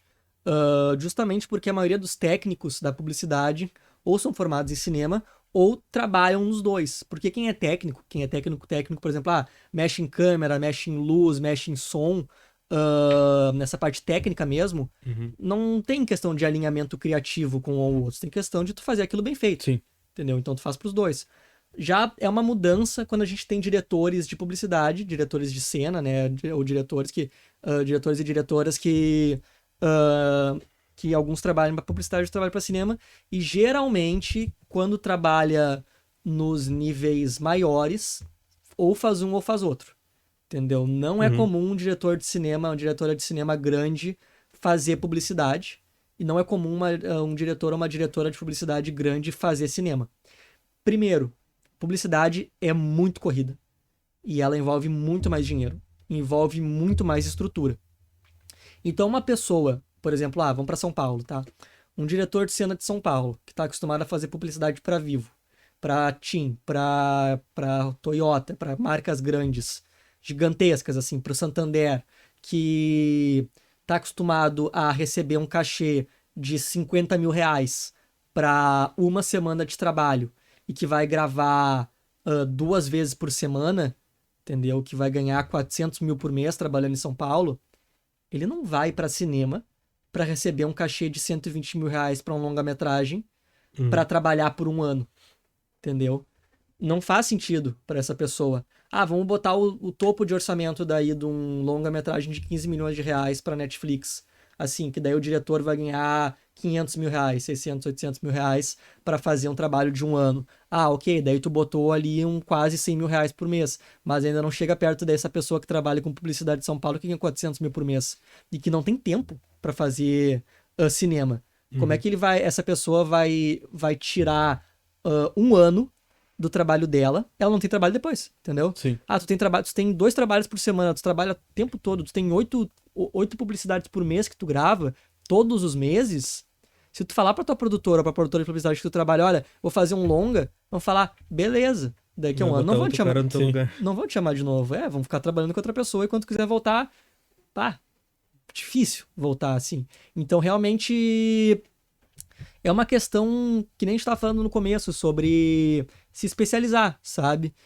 No que tu tá se especializando. Como eu hoje não tenho uma agenda lotada, no sentido de trabalhar com longa-metragem, que eu tenho que estar indo todo dia na produtora, porque eu tô contratado para estar fazendo hora lá, para estar me dedicando, para estar disponível, eu posso estar saindo para gravar coisas com os clientes. Mas eu já tô começando como eu quero fazer longa agora, eu vou fazer ano que vem o meu curta, que vai ser meu último curta, e daí eu quero começar a trabalhar com longa-metragem, tô batendo numa questão de que, olha, se eu vou parar 35 dias para gravar um filme, um longa-metragem, vão ser 35 dias que eu não posso pegar nenhum cliente. Sim. Que eu não posso editar, que eu não posso gravar. E eu já tô pensando as estratégias de como fazer isso de uma forma muito bem organizada para que eu não perca esses clientes. Sim. Entendeu? Eu delegar alguma coisa. Exato, mas tu entende como isso é difícil? Aí eu vou delegar alguma coisa, mas daí o meu sócio da produtora também tá no filme. Entendeu? Os meus contatos de mais confiança também estão no filme. E aí é difícil, sabe, tu conciliar. Priorizar muito bem isso, né? É de tu priorizar. E é difícil, sabe? Porque realmente a publicidade dá muito mais dinheiro que o cinema. Muito, muito mais dinheiro. Esse é até outra questão que eu ia falar, que esse mesmo diretor da publicidade que está acostumado a ganhar esse cachê, ele está acostumado a trabalhar com um orçamento de 2 milhões de reais para gravar 2 dias. Então é um mega filme que ele vai fazer, é uma mega produção com a melhor câmera, a melhor luz, com 50 pessoas na equipe, com muita gente na equipe, com mega atores, mega celebridades, e que é uma coisa que a pessoa se acostumou a trabalhar daquele jeito e que ela nem sabe fazer algo mais, e não por desconhecimento, mas por ela realmente ter se acostumado a fazer com toda aquela estrutura que ela não tá acostumada a ir por uma estrutura de menos dinheiro, pra tu pegar e fracionar esses 2 milhões ao longo de 30 dias. Entendi. É difícil, sabe? Entendi. Show. Top demais, cara. Cara, vamos entrar agora no nosso bate-volta. Pra finalizar aqui. Pra vamos finalizar, iniciar. nosso bate-volta, basicamente, a gente vai te fazer algumas perguntas curtinhas pra te dizer o que é a tua preferência. E a ideia é que tu fale a primeira coisa que vir na tua mente. Tá, Claro, eu começo, bora lá. eu começo então. Quer começar? Vai lá. O filme favorito? Cara, filme favorito dos mais recentes, eu vou ter que dar um filme que eu vi hoje, que é o filme que eu vi hoje, o nome dele é Druck. Ele é um filme dinamarquês que ele fala sobre um grupo de professores que decide começar a beber durante o dia. E daí começa a falar de problemas disso entrando no alcoolismo. É um filme muito divertido, ganhou o Oscar de melhor filme estrangeiro em 2020. Até esse que eu Top. tinha comentado antes, que às vezes eu acho os melhores Oscars estrangeiros melhores do que Sim. o americano. E daí eu achei o filme muito bom, tá? Vi hoje, mas tá entre os melhores filmes que eu, Qual que que é o eu vi nome? recentemente. É Druck. É Druck. mais uma rodada. Aí, pessoal, Ou última Druck. rodada. E aí, mas assim, se eu fosse dizer, agora vamos pegar da história, eu vou ter que ir pra uma visão de um filme de quando eu era criança, que eu acho que é o Cavaleiro das Trevas. É um filme do Batman. Também é um grande Sim. sonho meu dirigir um filme do Batman algum dia. Eu diria como diretor, assim, como fã do personagem. Com certeza o Cavaleiro das Trevas, ele foi um dos primeiros filmes que acendeu uma vontade minha sobre Que te marcou cinema. bastante. Entendi. Porque foi um filme que eu assisti ele no cinema e eu fiquei. Eu enchi o saco da locadora de filmes pra me vender o filme, o DVD do filme, antes de chegar na locadora. Então chegou na locadora, já me deram, ganhei o filme de Natal, Sim. daí eu ganhei da minha avó, minha falecida avó. Muito obrigado pelo DVD, com certeza foi um grande incentivo na época. E eu vi o filme sem parar, assim. Então foi um dos filmes que me marcou Top, até fera. hoje. E até hoje eu acho um filmaço. Sempre que eu vejo de novo me emociona, assim. Fera. Um baita filme. Ator favorito? Ator favorito? Hoje...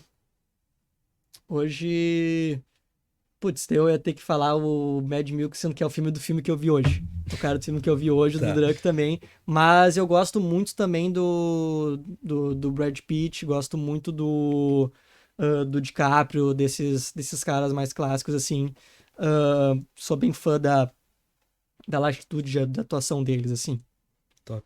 Vamos lá, estilo de música favorito. Estilo de música, eu gosto muito de música eletrônica, assim. Eu sou bem eclético, realmente, de música. Eu gosto muito de eletrônica, de rap, de trap, de funk, Eu escuto muito trilha sonora de filme também, assim, por ser algo que tá de acordo com o meu trabalho. Mas eletrônica é uma coisa que eu gosto, que me ajuda a não pensar muito, assim. Às vezes eu sou muito ansioso, eu tô Sim. fazendo muita coisa ao mesmo tempo no trabalho. Eletrônica são músicas que eu gosto, só Cara, pior que eu sentir. também. Eu uso pra trabalhar, pra ficar focado, porque fica muito... Não distrai, né? Não tem distrai letra. tanto. Teu hobby favorito que tu mais curte fazer? Meu hobby favorito, eu gosto muito de passar tempo com a minha namorada, com a Tarsila, assim, de sair pra jantar com ela. E gosto muito de jogar videogame, gosto muito de. Realmente é engraçado ser jovem, mas dizer que uma coisa que eu gosto é passar tempo com a família, assim, Sim. mas realmente é algo que sempre me deixa muito feliz e são os únicos momentos que eu consigo, hoje eu acho que sentir um momento sem estar pensando no trabalho, sabe? Ou sem estar muito no trabalho. Até às vezes, nesse momento, eu acabo tendo que fazer coisas de trabalho, mas são os momentos que eu consigo evitar fazer coisas de trabalho. Pera. Top. Time. Time Inter, Colorado. É o Inter. Isso aqui é clássico no É Rio o Grande do Sul, não pode faltar. A gente tem que perguntar pra todo mundo. Aham. Cara, lugar pra viajar favorito? Lugar que tu mais curte ir? Cara, que eu mais Ou que tu curto- pretende ir? Eu gosto muito de... Gosto muito de viajar pra esquiar, assim. Eu fui pro Chile algumas vezes com meu pai, assim. É uma viagem que eu gosto muito mas eu e a Tarsila, a gente tem feito bastante planos de viajar pro Rio, pra São Paulo. São lugares que eu conheci quando criança e gostaria de reconhecer como Sim. adultos pra Ter outra visão? pra ir pra Europa também. Nunca fui pra Europa. Sempre quis ir, assim, tive essa vontade. Top. Comida favorita? Cara, eu vou ter que ir no clássico. Eu gosto muito de arroz e feijão. Arroz, feijão? Gosto muito de arroz e Também, feijão. também. Comeria todo dia, assim, realmente. Cara, marca favorita? Pode ser marca de roupa, de carro, do que tu quiser. Cara, marca favorita. Eu vou ter que ir na Free Surf, né? Explica pro pessoal então qual é a relação a Free Surf é a marca do meu pai, o Glauber, empresário. Quando eu comentei que meu pai é empresário, ele é o criador da Free Surf. Então vou ter que dizer que realmente é a minha marca favorita, porque além de me dar tudo que eu tenho um apreço de família, Sim. de ter crescido e ter visto essa luta dele realmente de ser alguém que eu não posso dizer isso e nem digo isso, nunca disse que sou alguém que saiu do nada. Eu tento falar dos Sim. meus esforços dentro dos privilégios que eu recebi, mas meu pai realmente saiu do nada, assim, e Então é alguém que eu tenho muito orgulho, e minha mãe também, que tava junto nisso tudo, e tem que dizer que, portanto, a Free Surf Cara, é minha marca favorita. Top demais. E pra finalizar, esporte favorito? Esporte favorito é o fute, né? Achei que tu ia falar surf, por causa da... Não, eu não surfo tanto. Mas não surfa? Cara, eu tento surfar, assim, mas aprendi quando era criança, tô voltando agora como adulto, mas o fute é fute, daí não adianta. Sim. Fute, tá certo. Cara, show demais. Acho que a gente chegou. Não tenho noção de quanto tempo a gente levou, mas daria certamente pra gente ficar mais 2, 3 horas conversando, porque Tava fluiu fluindo muito. papo demais. Acho que deu muito pra te trazer toda a ideia que tu tem do cinema, que pra mim, eu acredito que pro Matheus também, pra muita gente que tá Com assistindo, certeza. é algo totalmente novo. Por exemplo, a noção que a gente tem de cinema, eu pelo menos, é a noção dos filmes americanos e só, sabe? Então acho que foi muito legal tu trazer essa visão geral da cena do Brasil, da cena local, do Rio Grande do Sul, da tua cidade. Então acho que foi ótimo tu ter participado aqui com a gente hoje. Cara, top demais. Um prazer te receber aqui. Que nem o Pedro falou, a gente poderia ficar mais muito tempo conversando ainda. E queria te agradecer pelas dicas que tu deu pro pessoal também, que tem uma ideia de empreender nesse mercado no futuro. E queria novamente avisar pro pessoal que em breve estaremos no Spotify. Quem não seguiu no YouTube, segue a gente aí, deixa o like se gostou. E deixa o dislike se não gostou também. E tu quer falar alguma coisa pra finalizar Tem aí, uma Gui? coisa que eu quero perguntar só. Eu fiquei muito curioso pra ver algum desses teus filmes. Como é que eu posso fazer pra ver algum? Ah, A gente alguma parte? quase esquecemos, mas a gente publicou 3 dos últimos filmes que a Telart produziu no YouTube. Pela primeira vez a gente tá com os nossos filmes no YouTube, podem entrar no YouTube @telartfilmes. É TELL Art. A gente sem bota o E. depois no podem, Stories ou na descrição. isso, coloquem depois, podem entrar Top. no YouTube e vocês podem estar assistindo o Cervos de Papel, o Cat é de Katia, não de Kate nem Skate, que foi o único filme de classificação livre que eu fiz, Uhum. e o Descontrole, que são 3 filmes que a gente fez que já podem estar sendo distribuídos por aquela questão que eu comentei de festivais, de exibição e tal. Mas, né, eu fico muito feliz de estar podendo compartilhar esses filmes agora. Show. Top Pessoal, demais. acho que mais uma vez agradecer. Falar pra vocês acompanharem também o trabalho do Gui. Instagram, @Gui_Pacheco. Gui_Pacheco. É um Pacheco. Pacheco com um T no meio. Isso. Tá na nossa postagem, inclusive. A gente espera que todos vocês tenham gostado, tenham conseguido absorver tudo isso que a gente tentou trazer pra vocês. E a gente espera por vocês daqui a 15 dias. Daqui a 15 dias, vamos esperar vocês aí, pessoal. Queria agradecer de novo. Uma boa semana pra todo mundo e não esqueça de seguir a gente no Instagram, é importante. Valeu, Beleza? gurizada. Tamo Valeu, junto. pessoal. Tamo junto. Valeu, gurizada. Top. Top demais.